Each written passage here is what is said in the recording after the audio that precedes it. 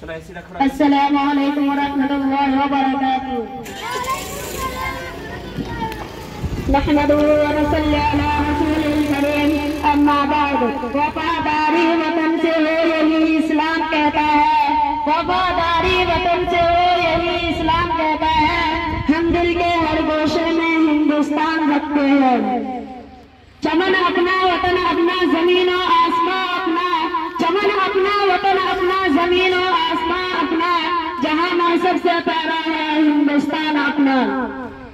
معزز قابل مدرسہ نائم، آج ہم سب یہاں یوم آزادی منانے کے لیے یکجا ہوئے ہیں۔ آزادی سے قبل ہم انگریزوں کی غلامی کی زنجیروں میں جکڑے ہوئے تھے۔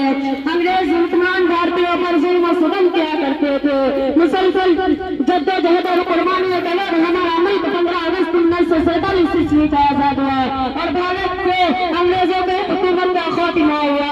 اس لیے ہر سال 15 اگست کو جشن یوم آزادی بڑے جوش و خروش کے ساتھ مناتے ہیں۔ آج ہم 75واں یوم آزادی منا رہے ہیں۔ آج کے اس خوشی کا موقع پر ہم خلوص و محبت کے ساتھ آزادی کی لڑائی میں حصہ لینے والے وطن عظیم رہنما اور شہیدوں کو یاد کرتے ہیں، جنہوں نے اس ملک کے لیے اپنی جانوں کی قربانی دی، ڈنڈے لاٹیاں کھائی، کئی بار جیل گئے اور اپنا سب کچھ اس ملک کے لیے، اس ملک کی آزادی کے لیے قربان کر دیا۔